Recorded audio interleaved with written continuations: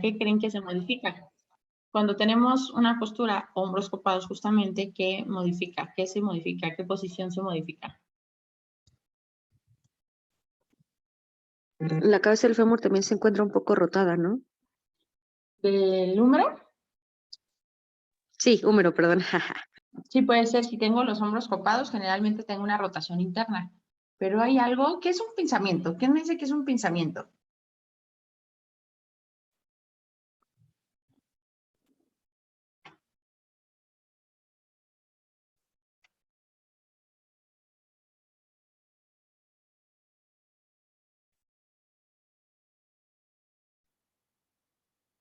Pues es la reducción del espacio para el deslizamiento normal del músculo que puede provocar el dolor, inflamación y limitación del movimiento.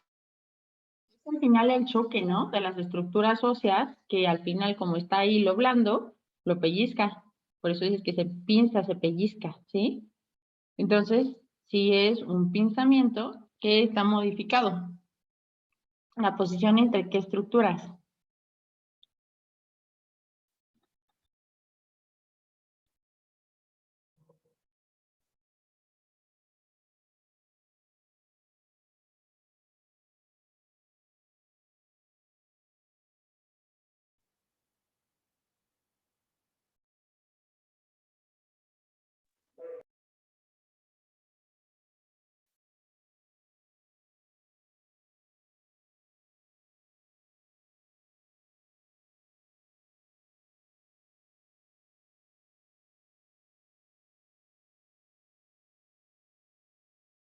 ¿Nadie?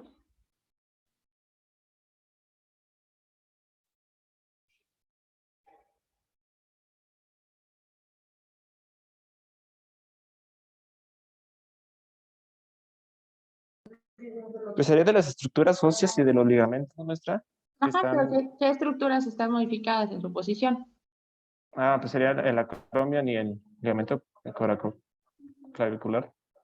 El acromion y qué otro hueso. Y el,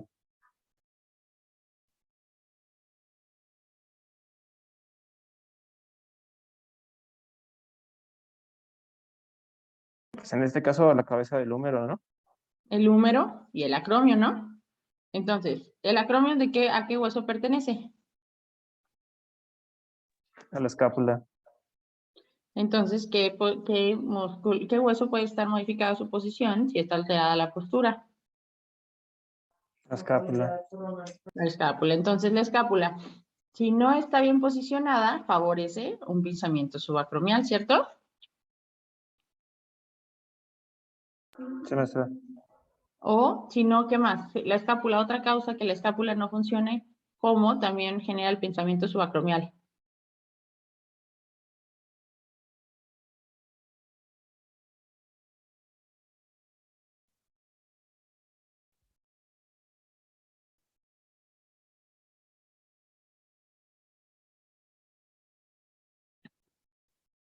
No puede ser que el húmero esté elevado o ¿Qué, perdón?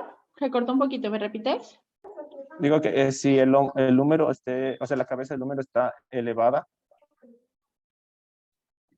Pero estamos hablando ya de la escápula, ¿no? Eso ya era lo que había dicho Mildred, que es la disminución del espacio, que sería, por ejemplo, si la cabeza del húmero está elevada, que podría ser derivada de un aumento o sobreactivación de la musculatura coaptadora longitudinal.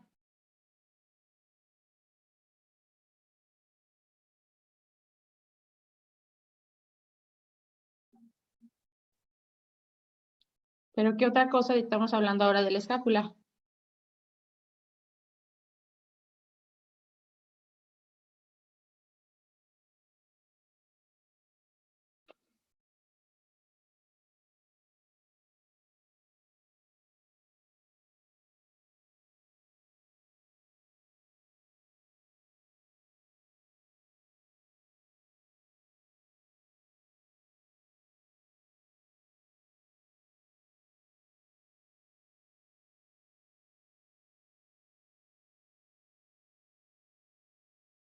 Hola.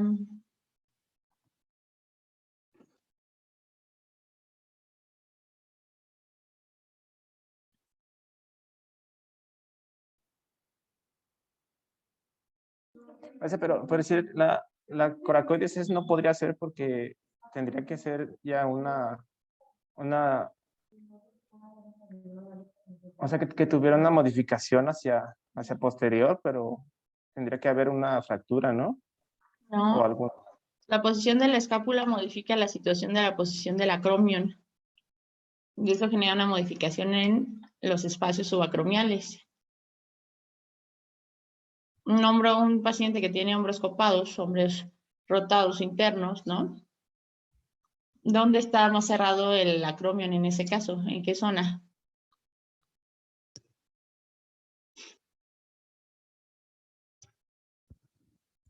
El espacio subacromial, ¿en qué zona está más cerrado en ese caso? Si tenemos esa posición de la escápula.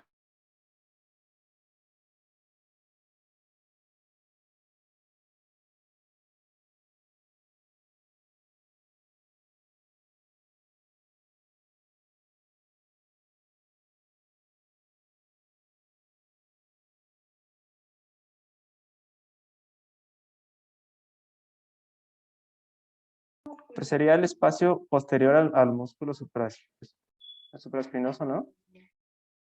El espacio anterior. Si está tu escápula lateralizada, ¿no? Elevada del ángulo inferior, eso quiere decir que está basculada hacia anterior. Entonces tenemos un cierre de la parte anterior del espacio subacromial por los hombros copados, ¿no? Que esa es una de las causas que ya estamos platicando. No es que haya una modificación en la forma del acromion, es que hubo una modificación en la posición del acromion, ¿no? Pero hay otra causa posible que viene de la escápula, como lo estamos platicando, que ya lo hayamos visto, que ocasiona el pinzamiento subacromial. ¿Cuál va a ser esa causa?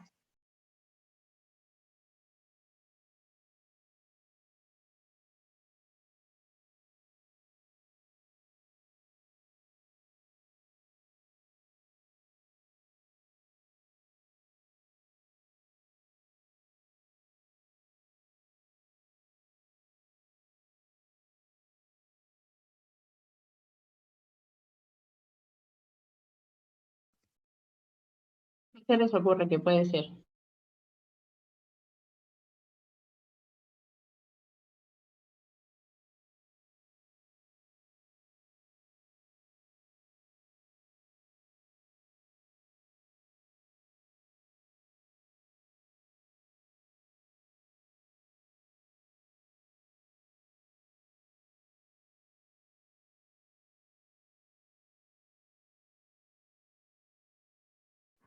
Podría ser, bueno, no sé si también tenemos una escápula alada o elevada. Una escápula alada, que eso que es una discinesia escapular al final también, ¿no? Que puede ser por una malposición de la escápula desde un momento inicial o en reposo, o bien podría ser por la discinesia como tal, que ¿cómo me dirían o cómo me explicarían que es una discinesia escapular?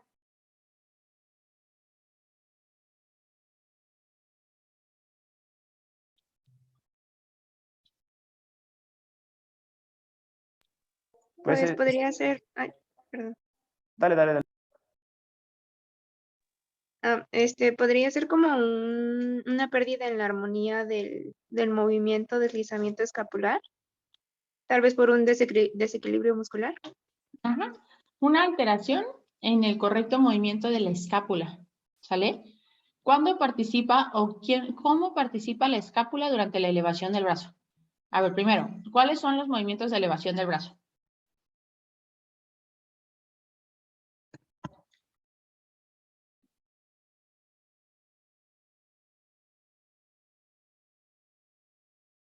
¿Hacia la abducción? ¿Abducción y qué otro? Flexión. Flexión y abducción, dos movimientos de elevación, muy bien. Ahora, ¿cómo participa la escápula durante la abducción y la flexión?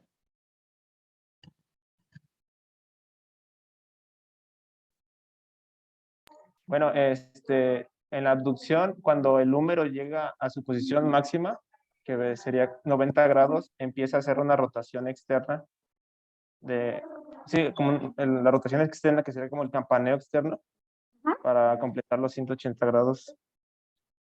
Exacto. Hacen una campanilla superior, ¿no? Que es una modificación en la posición de la orientación de la glena, donde se apunta hacia arriba. ¿Y eso qué hace? Posiciona o cambia la posición justamente del acromion. Imagínense, fíjense bien, ¿eh? Si yo tengo aquí, voy a dibujar. Está mi húmero, ¿no? Y cuando hago una abducción, hace un movimiento de esta manera, ¿cierto?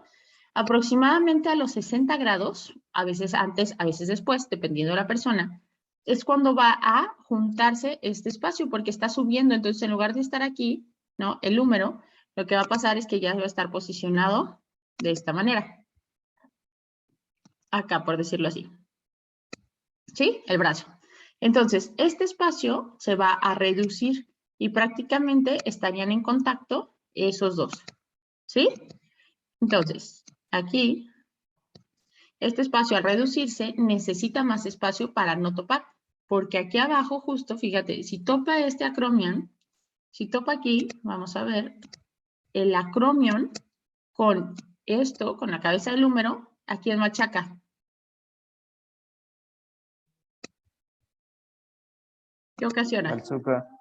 Al supraespinoso. Entonces, si aquí sube, necesita que la escápula haga una campanilla superior, porque lo que hace es que se mueve la escápula en esta dirección, así, y en esta dirección, así, y eso genera que la posición de la columna, en lugar de estar aquí, cambie, por decir así, hacia este lado.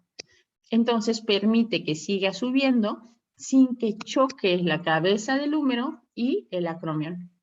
Por supuesto que si tu tipo de acromion es más de tipo ganchoso, pues obviamente va a pegar antes. Y entonces por eso se favorece que la ruptura del manguito rotador sea mucho más frecuente en un acromion tipo 3, donde es una especie de gancho, ¿sí? Si tu acromion es más plano, va a tardar más en chocar, ¿va? Pero si tu escápula no rota, o sea, no hace su campanilla superior, ¿qué va a ocurrir?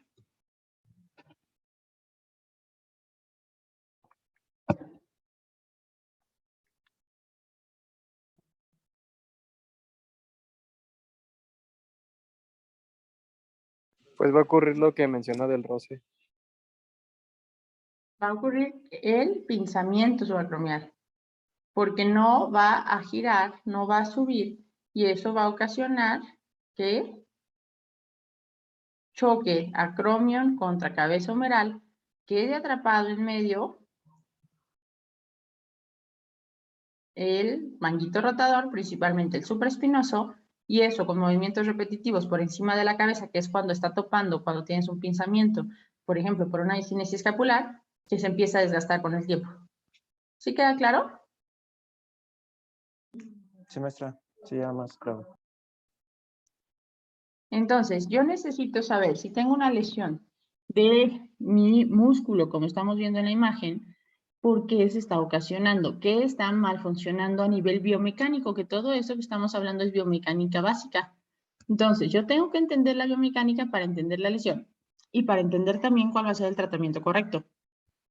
Entonces, aquí entiendo lo que está ocurriendo y ya sea que busco tratar el buen funcionamiento escapular, inhibo la musculatura coaptadora longitudinal o modifico o busco mejorar postura para intentar evitar justamente el choque o el pinzamiento que está favoreciendo la degeneración, en este caso de los tendones. Y bueno, ahora ya que platicamos y entendemos un poco qué puede estar ocurriendo, qué pudo haber causado esa situación, ahora sí me van a decir de lo que leyeron, ¿no? ¿Qué características clínicas va a tener tu paciente post-quirúrgico del anclaje del tendón del supraespinoso?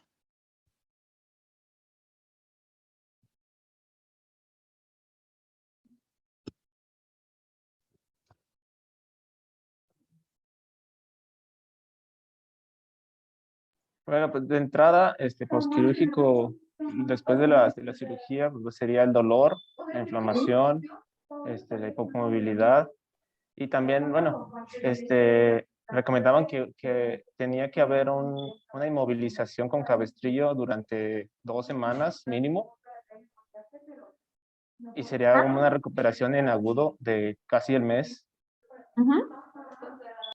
Sí, puede ser, dependiendo del médico, de 2 a 4 semanas, probablemente lo deje inmovilizado con cabestrillo, muy bien, casi siempre no es menos de 3 semanas, ajá. ¿Qué más? Bueno, mencionaba que después de la cirugía tenía que haber pues lo menos movimiento posible activo, pero se pueden hacer movimientos de codo, de mano, tenía que haber una movilización pasiva. Muy bien. Sí, dime, Mildred. Una duda. Biomecánicamente, pues estaría sí o sí limitada o ausente la flexión y abducción por todo eso para el pinzamiento. Pero al hacer una extensión, cuando la cabeza humeral se va hacia arriba, también hay un campaneo, ¿no? De la escápula hacia anterior. Ahí también por la parte superior de la escápula, ya más pegado o sea, de parte de acromion, y eso no se disminuye también y se podría favorecer un pinzamiento. A ver, no te entendí al final, como en qué momento exacto, Mildred. Cuando se hace, o sea, en la extensión, porque al Ajá, realizar la extensión de hombro, pues la cabeza humeral se va hacia enfrente. ajá. La escápula también hace ese como una, bueno, no es anteversión el nombre, ¿o sí? Bueno, que la parte superior se va hacia anterior. Entonces ahí también disminuye el espacio porque es todo el acromion y se une o sea, no ahí Disminuye un también poco, pero favorece. lo que pasa es que ahí, como hace el rodamiento, en realidad queda completamente libre, el manguito rotador se expone. Generalmente está abajo de acromion y cuando tú haces una extensión, queda expuesto hacia el frente, haz de cuenta, por el movimiento justamente de rotación del húmero. No queda abajo del acromion, sino que queda anterior, por decirlo así. Ah, ok, gracias. ¿Sí? Por eso no se llega ahí, es muy poco probable que ahí favorezca el pensamiento como tal.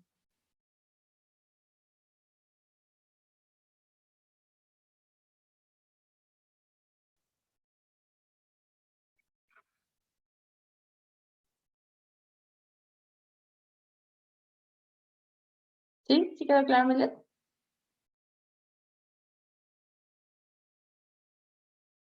Sí, perdón, pensé que sí se había prendido el micro. No, gracias. Entonces, ahí por eso no pasa, pero entonces lo importante es eso, ¿no? Entonces, sí, justamente en una etapa inicial de un paciente postquirúrgico, les van a dejar inmovilización. Aún así, con la inmovilización, yo podría trabajar rangos muy cortos en pasivo.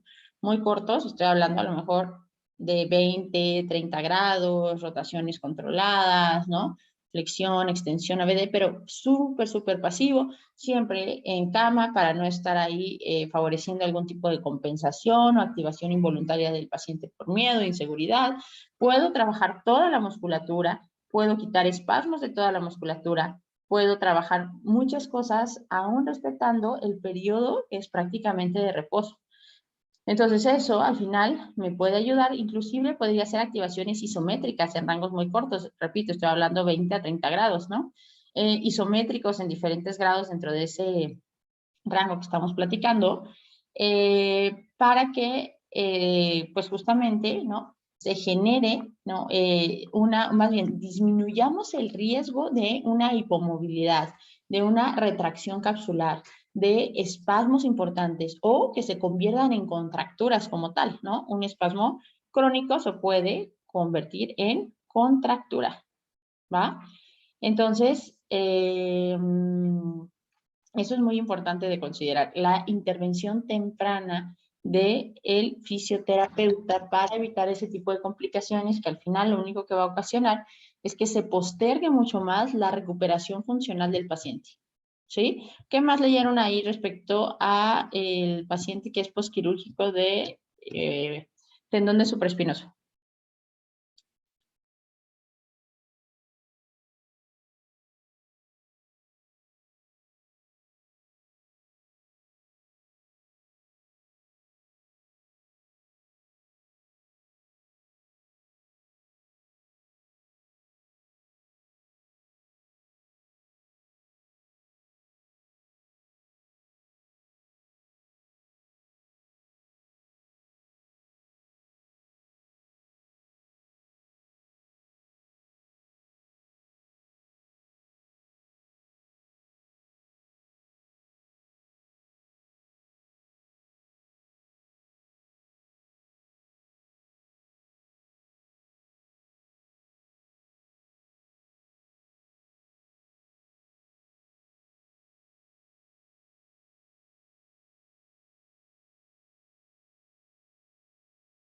¿Qué más?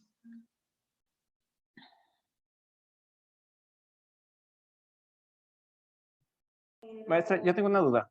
Sí, dime. Por decir, cuando tienen el acromion de tipo 3, Ujú. ahí se refiere a cirugía para que se pueda ver bueno, o sea, que se aplane ese tipo de acromion, o cuál es la solución. Si ya está desgastado, sí. Pero si no, pues no puedes como una intervención quirúrgica, la verdad, como tal preventiva, creo que es demasiado invasiva, ¿no? Entonces, ahí realmente, pues tú, por ejemplo, generalmente te das cuenta del tipo de acromion porque ya está un paciente con molestia, ¿no?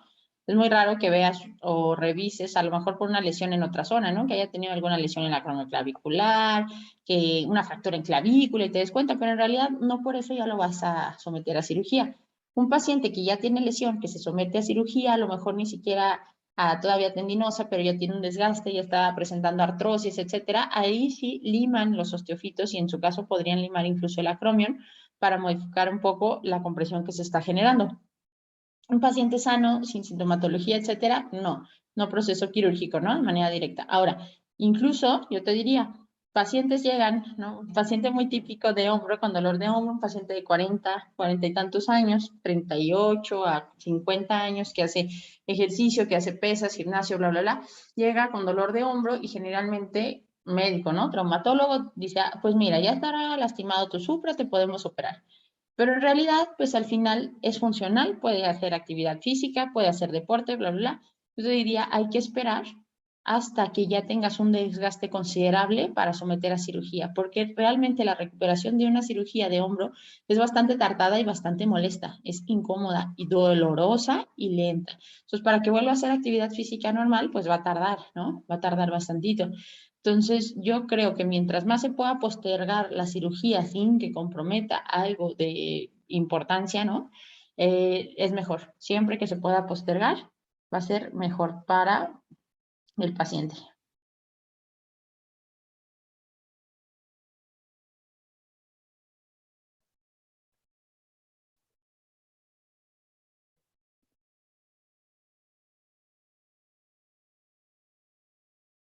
¿Sí? ¿Quedó claro? Sí, maestra, gracias. Ok. Bueno, nos tardamos mucho. Hay que repasar, por favor, biomecánica. Es muy importante que la tengan clara para facilitar la comprensión de la fisiopatología y para también facilitar la toma de decisiones clínicas. Entonces, por favor, hay que repasar biomecánica, ¿sí? Vamos a repasar biomecánica. Voy a ver esta semana, que creo que tengo un poquito menos de carga de trabajo, vamos a subir las clases pasadas para que puedan estar viendo los videos de las que se han ido grabando.